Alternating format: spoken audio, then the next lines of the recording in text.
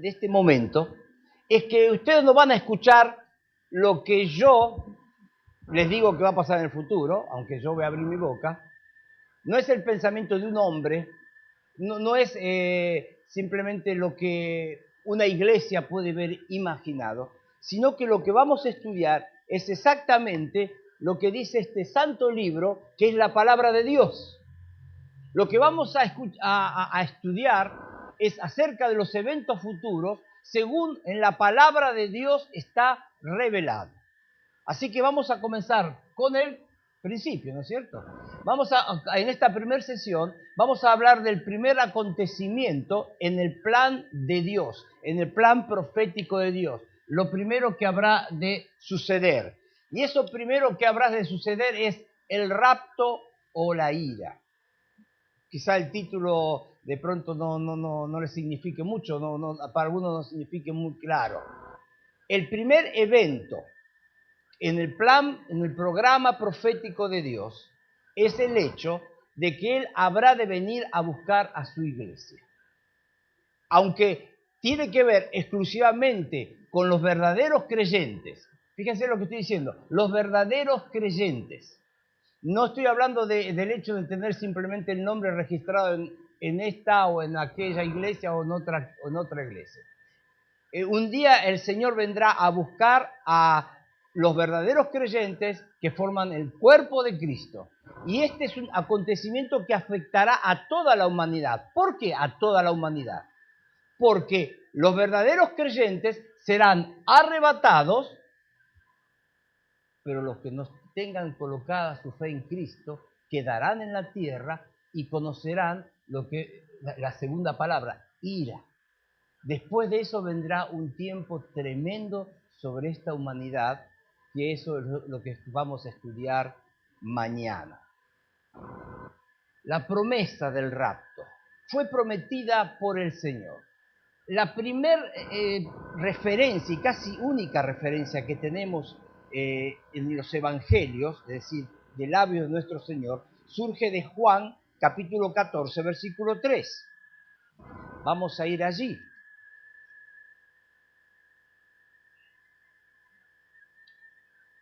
Y en el versículo 2 vamos a leer diciendo las palabras de nuestro Señor. En la casa de mi Padre muchas moradas hay. El Señor habla con sus discípulos. Si así no fuera, yo os lo hubiera dicho, voy pues a preparar lugar para vosotros. Versículo 3. Fíjense, y si me fuere, eso ya pasó, ¿no es cierto? El Señor ya se fue, y os prepararé el lugar, vendré otra vez y os tomaré a mí mismo, para que donde yo estoy, vosotros también estéis. Aquí hay una promesa de parte del Señor. Me voy. Lo que voy a estar haciendo en mi ausencia es preparar un lugar para vosotros. Algunos han pensado lo maravilloso que ha de ser ese lugar, siendo que ya han pasado como 20 siglos, entonces lo maravilloso que será, indescriptible. Aunque nosotros llegamos a Apocalipsis capítulo 21, 21, 22 y vemos descripción de la nueva Jerusalén, la morada de los creyentes, y aunque algo podemos entender, es más lo que nuestra mente no alcanza a percibir de ese lugar maravilloso. Así que el Señor dice, me voy a preparar lugar para ustedes y vendré otra vez. Y ahí es importante que no confundamos dos eventos, el arrebatamiento y la segunda venida de Cristo. Aquí el Señor no está hablando de su segunda venida. O sea, nosotros sabemos que el Señor nació en Belén de la Virgen María, esa es su primer venida. Y la Biblia enseña y está llena de profecías del Antiguo Testamento en cuanto a esa venida en gloria, una venida para reinar. Esa es su segunda venida. Pero fíjense que aquí el Señor no está hablando de su segunda venida, porque Él dice, vendré otra vez, fíjense la frase, vendré otra vez y os tomaré a mí mismo. Lo que sucederá, lo que está haciendo referencia el Señor, es que habrá un momento en el cual el Señor descenderá del cielo y llamará a los suyos, se cumplirá la frase ahí, os tomaré a mí mismo, Nos encontraremos con el Señor en el aire para que donde yo estoy, vosotros también estéis. La palabra que nosotros traducimos rapto o también arrebatamiento, en el latín es una palabra, rapto viene del latín, en el griego la palabra es arpazo, o sea, como ustedes pueden observar, significa tomar por la fuerza, llevar de un lugar a otro, trasladar. Y hay dos ejemplos bíblicos del uso de este término. Ustedes quizás recuerdan la historia de Elías. Segunda Reyes capítulo 2. De pronto Elías va con Eliseo. Eliseo recibe varios avisos de que ese día Elías le iba a dejar. Y de pronto aparece un carro de fuego con caballos de fuego, toman a Elías, Elías es transportado y dice que Eliseo no le vio más. Ese es un ejemplo, ¿ven?, de tomar.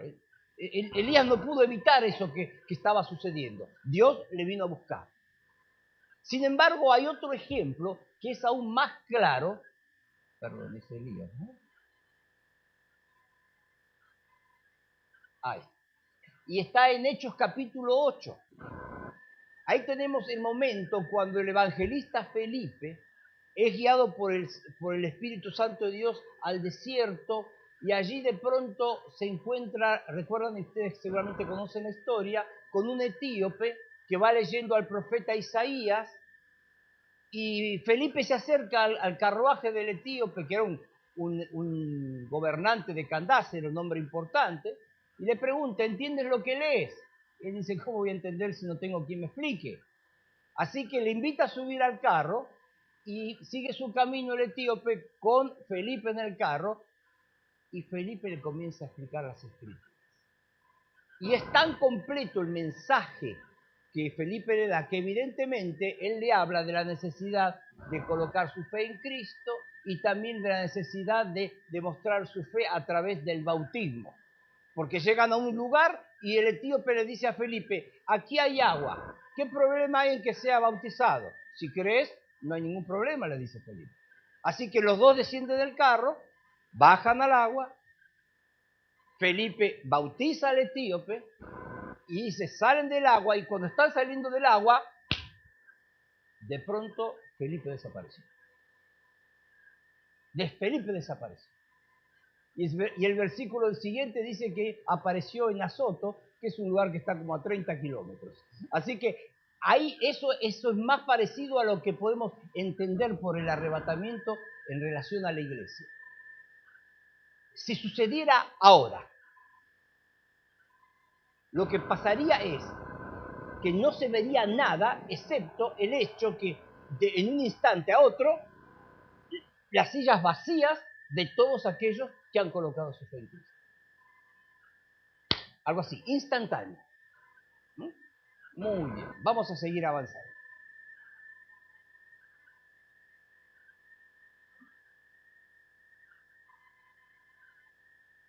Vamos a 1 Corintios capítulo 15. Hay dos porciones que son muy importantes para entender el arrebatamiento o el rapto de la iglesia. La primera es 1 Corintios 15.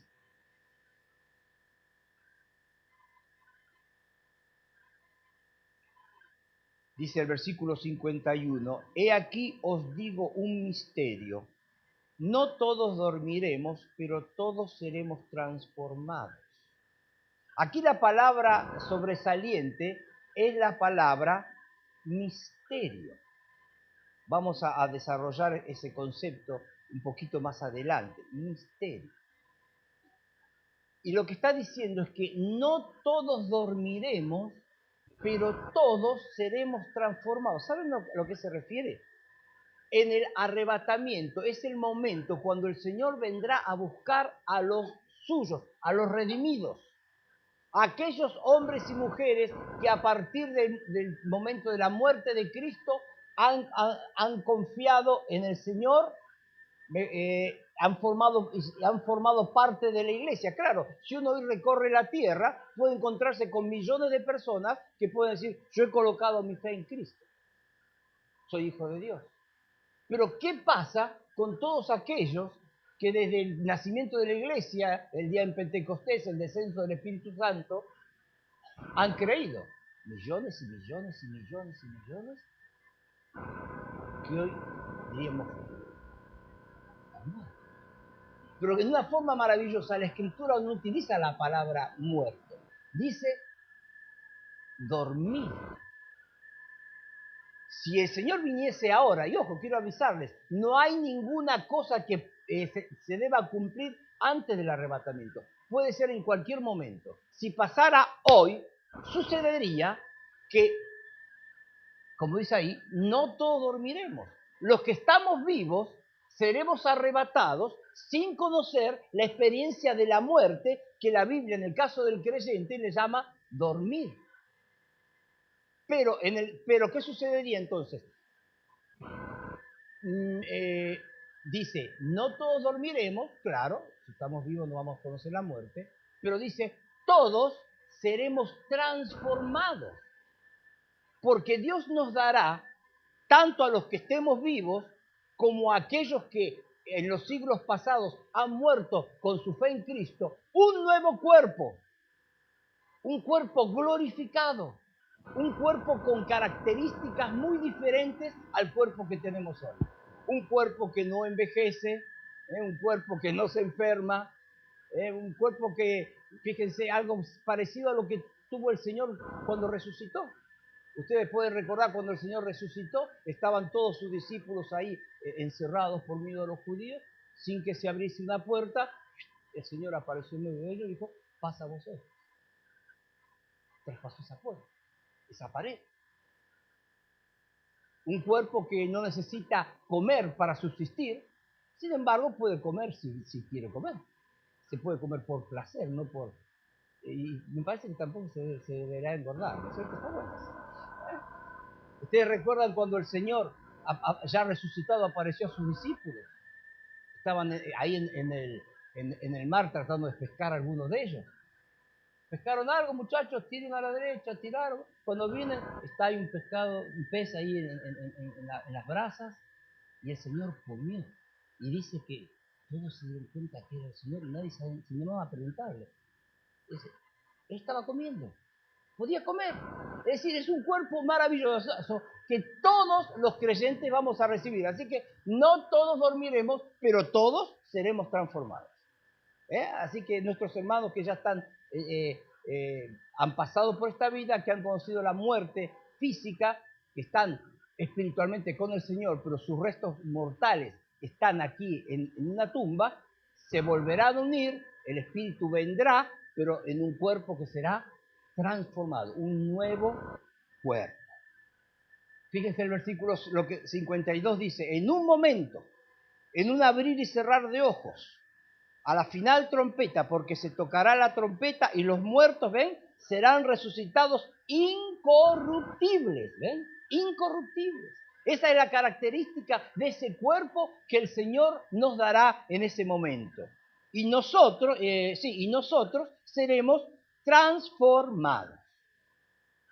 Cuando llegamos, así que aquí la palabra que nos llama la atención es la palabra momento.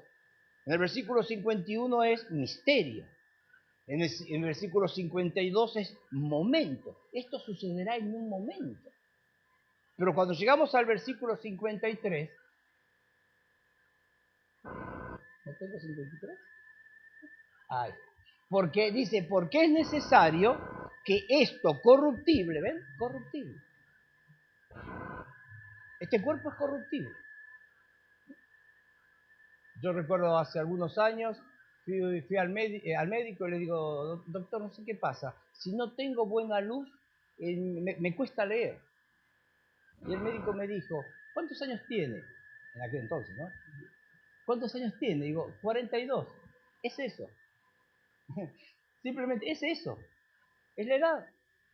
Nuestro cuerpo va envejeciendo, pero el nuevo cuerpo no. Esto corruptible se va a vestir de incorrupción y esto mortal se vista de inmortalidad. Vamos a pensar un poquito en las palabras que hemos visto. Fíjense, vimos que en el versículo 51 Pablo dice, he aquí os digo un misterio. La palabra misterio en la Escritura tiene un concepto diferente al que habitualmente se le da al término. De pronto alguien dice, estoy leyendo un libro de misterio, o vi una película de misterio, ¿no? Entonces ya imagina algo que tiene que ver con lo policial, quién fue el asesino, fue el mayordomo, ¿eh? Pero en la Biblia misterio es otra cosa. Misterio es un secreto sagrado, un secreto de Dios, que Dios está mostrando. Vamos a ver aquí, dice en nuestro... Ahí está. Dice 23 veces en el Nuevo Testamento y cada vez habla de algo que estaba escondido en el Antiguo Testamento. ¿Ven? La primera vez que en el Nuevo Testamento se utiliza la palabra misterio es en Mateo capítulo 13, donde encontramos 7 parábolas y el Señor dice que estas son las parábolas que hablan de los misterios del reino de los cielos. Son 7 parábolas que nos hablan de aspectos del reino de los cielos que vendrá, que eran desconocidos hasta entonces. Es decir, es una verdad que Dios está dando a conocer. Es como que Dios descorre un velo para que sepamos algo. Y la verdad que es así. El concepto del arrebatamiento no estaba en la mente de los discípulos. Fíjense, cuando el Señor se va, en Hechos capítulo 1, tenemos el relato, el Señor se va, los discípulos se quedan mirando, se va perdiendo entre las nubes. Y yo me imagino ellos tratando de verlo hasta último instante. Y dice la Escritura que de pronto 2 ángeles se pararon al lado de ellos y les dijeron, ¿qué están mirando? Este mismo Jesús que ha sido tomado de vosotros al cielo, así vendrá como le habéis visto ir al cielo. Así que ellos tienen la promesa de Dios dada por esos ángeles de que Jesús, así como se fue, vendrá. Y esa es la esperanza que ellos tenían. Y eso es cierto, no estoy diciendo que eso no va a pasar. Pero aquí Dios descorre el velo y va a explicar que antes de que eso pase, antes de que Jesús venga otra vez en una forma visible, gloriosa, como dice el profeta Zacarías, colocando sus pies sobre el monte de los olivos, antes que eso pase, hay algo que debe suceder que todavía no lo sabían, pero que acá en 1 Corintios 15 lo aprendemos, que es un misterio. Estaba escondido, dice en Efesios 3:9 Pablo, y de aclarar a todos cuál sea la dispensación del misterio escondido desde los siglos en Dios que creó todas las cosas. También Colosenses 1:26 dice, el misterio que había estado oculto desde los siglos y edades, pero que ahora ha sido manifestado a los santos. Así que cuando hablamos del arrebatamiento de la iglesia, el arrebatamiento de los creyentes verdaderos, estamos hablando de una verdad que estuvo oculta y que aquí Dios le revela al apóstol Pablo. Pablo lo escribe en su primer carta a los Corintios y es para los creyentes un misterio revelado, una verdad que había estado oculta y que de pronto ahora es dada a conocer. Que antes de aquella venida en gloria de Cristo Jesús sucedería este evento, que Jesús vendría a buscar a su iglesia. Es un misterio. Pero también veíamos en el versículo 52 la palabra momento. Saben, es muy interesante que aunque nuestra Biblia traduce la palabra momento, en el texto griego la palabra que se utiliza es atomoi. Dice en atomoi, como si dijera en un átomo. Ahora, hasta épocas relativamente recientes, cuando se hablaba de un átomo, se hablaba de algo indivisible. Así que era lo más pequeño que se podía pensar, un átomo. hasta que de pronto después se descubrió que había protones, neutrones, se podía dividir el átomo. Pero hasta tanto, en tiempos de Pablo, el término en un átomo estaba diciendo en lo mínimo que puedas imaginar, en la mínima expresión de medida, en un átomo. Y dice, en un abrir y cerrar de ojos, dice nuestra Biblia. Y fíjense, no es la mejor traducción, yo puse, porque realmente abrir y cerrar son dos acciones, que es más que el concepto del átomo, del momento. Es decir, que cuando eso suceda, no será tampoco cuando Cristo se fue, que de pronto los discípulos le veían irse, se iba. No.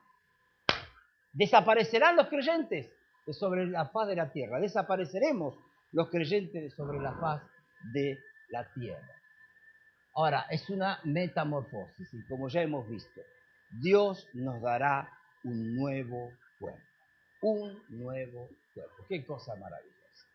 Tuve oportunidad de conocer personalmente a Joni Eareckson Tada, una mujer que a los 17 años, zambulléndose en el mar, golpeó con una roca y quedó cuadriplégica.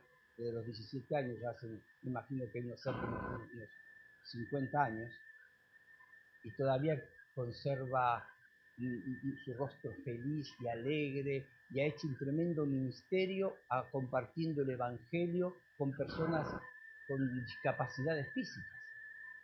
Y yo le escuché dar a ella su testimonio. Y ella dijo, estoy esperando que el Señor venga a buscarnos. Porque yo sé que cuando el Señor venga a buscarnos, Él me dará un nuevo cuerpo. Y ella dijo así, todos los creyentes hablan de que van a caminar por la calle de oro del cielo. Dice, yo no voy a caminar por la calle de oro, yo voy a saltar. Porque hace muchos años que estoy en una silla de ruedas. Pero cuando el Señor me dé el nuevo cuerpo, voy a saltar. Así que fíjese, va a ser un cambio, una transformación. Aunque la Biblia no lo dice, yo creo que es muy probable que las tumbas de aquellos nuestros hermanos en la fe que ya han pasado y están durmiendo en el Señor, se abran.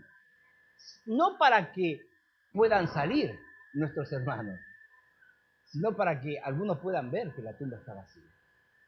La tumba de nuestro Señor, la piedra fue quitada, ¿no es cierto? La piedra rodó y cuando llegaron las mujeres y los discípulos, la abertura estaba ahí. La piedra no rodó para que nuestro Señor resucitado pudiera salir de la tumba. La piedra rodó para que las mujeres y los discípulos pudieran entrar y ver que ahí no había nadie.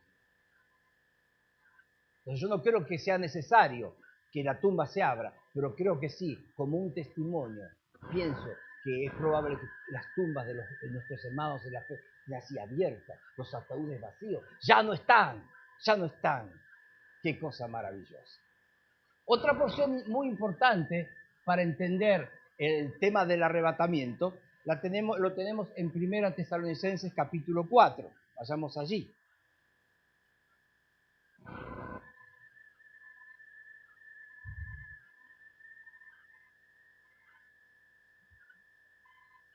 Primera Tesalonicenses 4, versículo 13 dice, prestemos atención, yo voy a leer lentamente para que todos podamos simplemente con la lectura entender, porque no requiere mucha explicación esto. Tampoco queremos, hermanos, que ignoréis acerca de los que duermen. ¿Ven? Están hablando de aquellos hermanos en la fe que ya habían dejado este mundo. Y como 1 Corintios 15 le llama los que duermen. 1 Corintios 15, 51 dice los que durmieron. Para que no os entristezcáis como los otros que no tienen esperanza. ¿Ven? Cuando un creyente sufre la partida de un ser querido, hay dolor, la separación produce dolor. Un esposo, una esposa, un padre, una madre, un hijo, una hija, un hijo. Pero fíjense la distinción. Dice, no os entristezcáis como los otros que no tienen esperanza. Porque el creyente tiene una convicción, y aquí la enfatiza el apóstol Pablo. Porque, dice el versículo 14, si creemos que Jesús murió y resucitó, ¿creemos esto? Así también traerá Dios con Jesús a los que durmieron en él. Es decir, cuando venga Jesús a buscar, vendrá con los que durmieron en él. Por lo cual decimos esto en palabra del Señor. Y va a explicar con más detalle lo de 1 Corintios 15. Nosotros que vivimos, nuevamente, está hablando de ellos, que habremos quedado hasta la venida del Señor, no precederemos a los que durmieron. Está diciendo, no vamos a ir antes que ellos.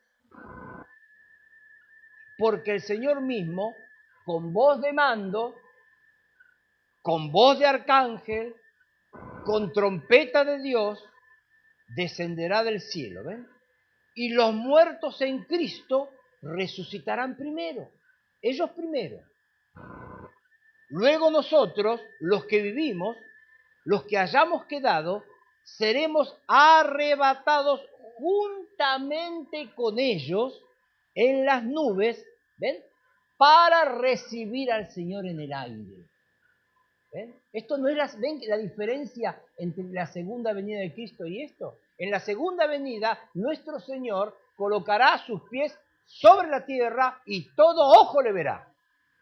Sin embargo, aquí lo que sucede es que los creyentes que ya han dormido en el Señor resucitan primero, luego los que están vivos reciben el milagro de un cuerpo transformado, semejante al que ellos tienen, y son arrebatados, seremos arrebatados, y nos encontraremos con el Señor en el aire. El mundo no verá al Señor, porque el Señor estará en el aire.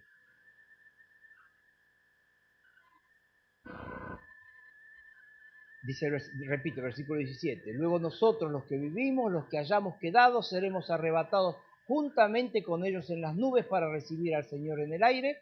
Y termina diciendo, y así estaremos siempre con el Señor. Desde ese momento, la promesa de Dios es, estaremos siempre con el Señor. Esto es lo que se llama la bendita esperanza del creyente. Por eso, cuando estaba hablando aquí, yo usé una expresión a propósito. Yo dije que cuando se produce la separación de un ser querido, el creyente no debe decir, perdí a mi mamá, perdí a mi papá, perdí a mi esposa. No, algo que se sabe dónde está, no se dice que está perdido. Y sabemos dónde están aquellos que han dormido en el Señor. Y por eso Pablo dice que no seamos como los otros que no tienen esperanza. Porque sabemos que un día toda la iglesia del Señor, todos aquellos redimidos por la bendita sangre de Cristo, van a volver a encontrarse. Van a volver a encontrarse. Si han dormido en el Señor, ellos resucitarán primero con un nuevo cuerpo. Si se trata de los creyentes que aún estamos vivos, recibiremos ese mismo cuerpo sin pasar por la experiencia de la muerte física. Pero después de eso, arrebatados en el cielo para encontrarnos con el Señor y así estaremos siempre con Él. Siempre con Él.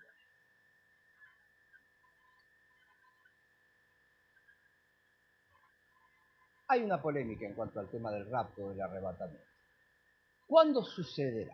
Bueno, hay un periodo del cual vamos a hablar mañana, un periodo de 7 años que se llama la tribulación.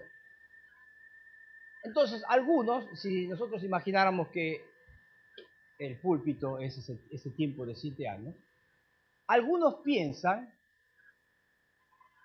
que antes de este tiempo terrible, un tiempo como nunca el mundo conoció, la iglesia va a desaparecer. Ese es un pensamiento de algunos.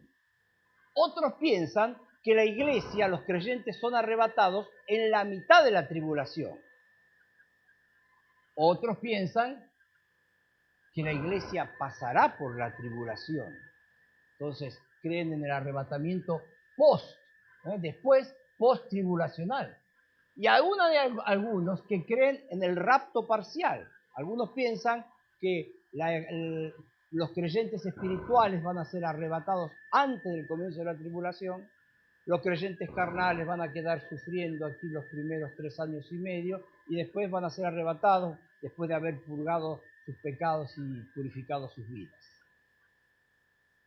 ¿Cuál será la interpretación correcta? Bueno, la Biblia es el libro que mejor se explica a sí mismo. Y vamos a ver algunos versículos. Creemos y enseñamos que antes que comience este periodo se produce el arrebatamiento. Por eso yo comencé diciendo que el arrebatamiento es el primer evento en el programa profético de Dios. Creemos en el arrebatamiento antes de la tribulación. Por eso, arrebatamiento o rapto pretribulacional. Vamos a ver algunos versículos que nos permiten pensar y creer y tener la convicción en cuanto a eso. Primero, en 1 Tesalonicenses capítulo 1.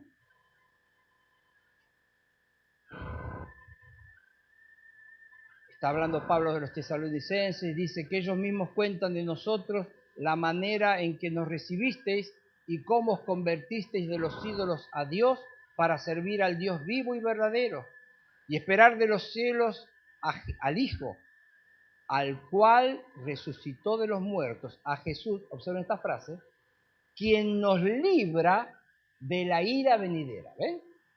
Nos libra de la ira venidera. Lo que está diciendo aquí Pablo es que en el plan de Dios está el hecho de librarnos de ese tiempo de la ira. No vamos a conocer ese tiempo. En 1 Tesalonicenses también, capítulo 5, versículo 9, dice, porque no nos ha puesto Dios para ira, sino para alcanzar salvación por medio de nuestro Señor Jesucristo. Y en Apocalipsis capítulo 3,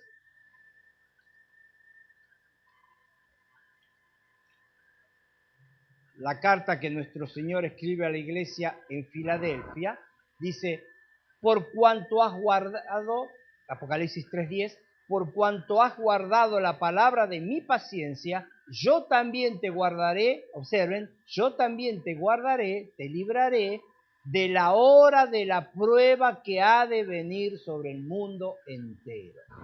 Así que tenemos suficiente argumento bíblico para entender que evidentemente no puede ser en el medio, no puede ser después, porque el Señor no nos ha puesto para ira. El Señor va a retirar a su iglesia antes de ese tiempo terrible.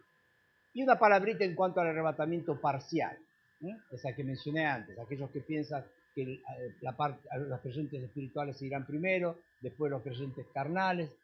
Eso es imposible también por la figura que enseña la Escritura. Por ejemplo, en el cielo, una de las cosas que sucederá es el acontecimiento llamado las bodas del Cordero. El momento en el cual el Señor se unirá para siempre con su novia celestial, la iglesia. Y cada uno de los redimidos formamos parte de esa iglesia. Será un gran momento, una gran celebración. Ahora, sabemos lo que ese momento significa. Claro, yo no soy mujer, pero he vivido cuando me casé la emoción del matrimonio. Ahora, imagínense, si el día que yo me casaba, estaba ahí en la iglesia, esperando a mi novia, de pronto empieza el sonido del órgano, y miro el pasillo, y viene mi novia con muleta porque le falta una pierna, y le falta un brazo.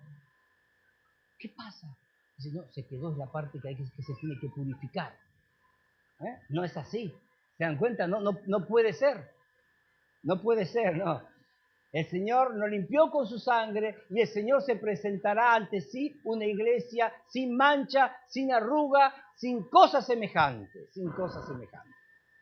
Así que, entonces, el primer acontecimiento tiene que ver con el arrebatamiento de la iglesia. Y algo más para terminar ya nuestra primera parte. Quiero que quede bien claro la diferencia, la distinción entre el rapto de la iglesia y la segunda venida de Cristo. Fíjense, en el rapto, en el arrebatamiento, los creyentes son removidos, la iglesia desaparece. En la segunda venida de Cristo, Cristo es manifestado, porque es Él el que aparece ante el mundo. En el arrebatamiento, los creyentes son arrebatados en el aire. En la segunda venida, Cristo regresa a la tierra. En el arrebatamiento, Cristo reclama una esposa. En la segunda venida, Cristo regresa con ella. Tras el arrebatamiento, comienza la tribulación. Tras la segunda venida de Cristo, se establece el reinado milenial, los 1000 años del Señor reinando sobre la tierra. El arrebatamiento es inminente. Es importante, me detengo un segundito en este término, inminente. Repito lo que ya dije antes. El término indica, la palabra inminente, indica que puede ser ya. Ya. Y esa es una verdad que no solo debería estar en nuestra mente, decir, el Señor puede venir a buscarnos en cualquier momento, sino que es una verdad que debería estar en nuestra mente y bien marcada en nuestros corazones. Porque si yo estuviera viviendo cada día pensando que quizá hoy el Señor viene, sin duda, en muchas áreas de mi vida, quizá yo viviría diferente. Yo viviría diferente. Pero es una verdad que quizás tenemos intelectualmente, pero no se ha hecho muchas veces carne en nuestra vida. El arrebatamiento es inminente. En la segunda venida de Cristo, no. Viene después de multitud de señales, porque hay un montón de cosas que pasarán en este tiempo que evidentemente se tienen que cumplir antes de que el Señor venga. Apocalipsis, desde el capítulo 6 al capítulo 19, habla de todas las cosas que sucederán en este tiempo. Por eso hay multitud de señales. La gran diferencia, algo es inminente y el otro evento es anticipado por multitud de señales. El arrebatamiento es para la iglesia. Para la iglesia. Y quiero repetir el concepto, ¿no? Para los redimidos. Para los redimidos. En cambio, la segunda venida de Cristo tiene que ver con Israel y el mundo. El arrebatamiento, como ya hemos visto, es un misterio. Era una verdad que estuvo escondida hasta que Dios quiso revelarla. En cambio, la segunda venida de Cristo está predicha en el Antiguo Testamento en muchísimas porciones y también en el Nuevo, cuando el Señor dice, vendré otra vez, o cuando los ángeles dicen, así va a venir. En el rapto, los creyentes son juzgados. Esto lo vamos a ver en la segunda reunión, este mismo día. En cambio, cuando el Señor venga en su segunda venida, Él habrá de juzgar a Israel y a las naciones gentiles. En el arrebatamiento, los gentiles no son afectados. El que no ha colocado su fe en Cristo ni se enterará que hubo arrebatamiento. Ni se enterará. De pronto quizá habrá situaciones de, no sé, si hay un piloto que está manejando un avión y él es creyente, bueno, la nave quedará sin piloto. Y puede haber accidentes, puede haber... O sea, creo que muchos, quizá la explicación que darán hablarán de un ataque extraterrestre, la explicación que quieran dar, pero afecta solo a los creyentes. Los gentiles no son afectados. Pero Mateo 25 nos enseña que en la segunda venida de Cristo los gentiles serán juzgados. En el arrebatamiento tampoco Israel no es afectada. Tampoco aquel judío que no ha colocado su fe en Cristo, aquel judío que no ha reconocido a Jesús como su Mesías, tampoco se enterará del arrebatamiento. Sin embargo, en la segunda venida de Cristo, los pactos de Dios con Israel habrán de cumplirse. En el capítulo 22, 16, hablando de Cristo, se le llama a él la estrella de la mañana. Y ustedes saben, ¿no? Cuando comienza un día, el comienzo del día lo anuncia la estrella de la mañana. Bueno, este periodo que tiene que ver con los eventos futuros, la palabra de Dios le llama, entre otros nombres, el día del Señor. El arrebatamiento es la estrella de la mañana, indica el comienzo del día del Señor. Pero en Malaquías 4 dice, nacerá el sol de justicia. Está hablando de un sol que tendrá un calor abrasador que quemará, porque así será lo que el mundo impío padecerá cuando vengan los juicios de Dios. Y en último lugar, fíjense, en el arrebatamiento, Cristo viene por sus santos. Él viene a buscar a los suyos. En la segunda venida, Cristo viene con sus santos, porque nosotros vendremos con Él. Vendremos con Él. Yo ya quiero terminar, pero no quiero terminar este primer periodo sin hacerles una pregunta. Me gustaría, de todo corazón, pensar que todos los que aquí estamos, si como decía Primera Tesalonicense, Dios hace sonar la trompeta, todos nosotros seremos arrebatados. Y yo creo que todos acá dirían, sí, yo también quiero estar ahí, no me lo quiero perder. Solamente permítanme hacer una pregunta.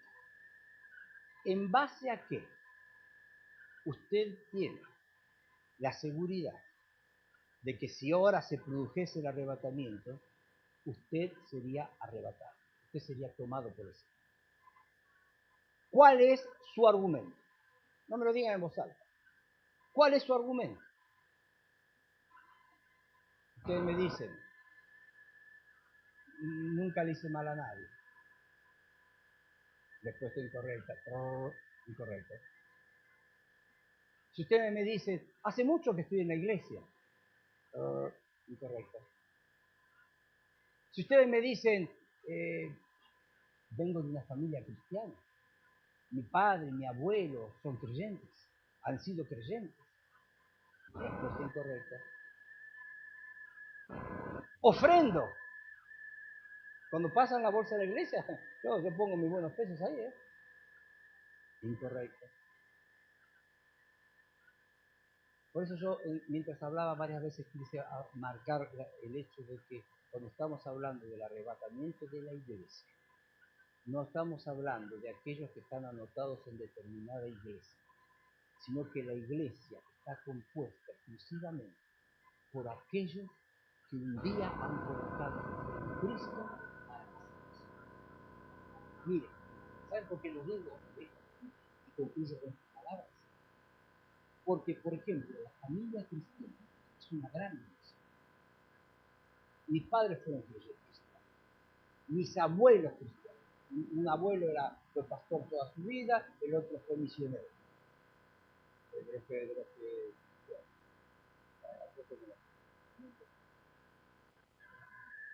Y yo estaba en la iglesia, desde chiquito. Yo no sabía leer y mi papá me enseñaba las canciones. Y yo cantaba solo en la iglesia. Yo solo en la fiesta de Navidad, en reuniones evangelísticas, yo me paraba y cantaba. Después, cuando ya fui más grande. Pero un día estaba en una reunión, escuché el mensaje del Evangelio y me di cuenta que yo tenía todo eso, pero que realmente no era salvo. Y yo decía que era salvo. Oraba, memorizaba en la escuela bíblica los versículos, pero nunca había caído de rodillas ante Dios reconociendo que era un pecador, le había pedido perdón por mis pecados y había pedido que Él me limpiara con su sangre. Entonces, todos los que están acá tienen que tener, para estar seguros, tienen que recordar un momento. Quizás dicen, pasó tanto tiempo que no me acuerdo qué día fue. Eso no importa. Pero un momento que ustedes pueden recordar, sí. Hubo un momento en mi vida en el cual yo acepté. No es simplemente un momento que comencé a venir a esta iglesia que es muy linda, que el pastor predica muy bien, que me gusta cómo enseña. No es solamente eso. Solo la sangre de Cristo nos limpia de todo pecado. Y si hay alguno que después de estas palabras dice, la verdad que no estoy seguro, la verdad que no estoy seguro, yo quiero decirle, estoy dispuesto a hablar para ayudar, para que este pueda ser tu día de salvación. A ver si nos vamos todos disfrutando del cielo, encontrándonos con nuestro amado Salvador en el aire. Y alguno que está aquí sentado,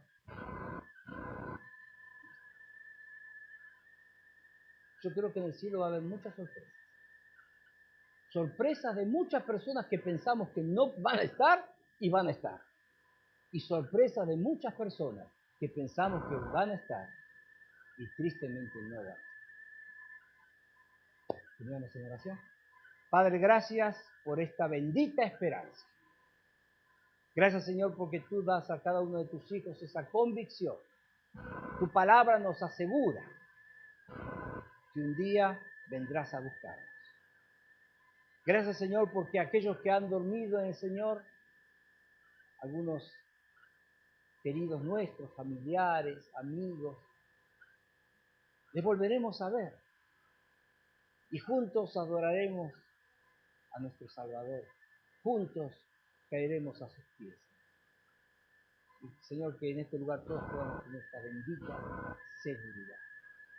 Te lo pedimos en nombre de Cristo Jesús.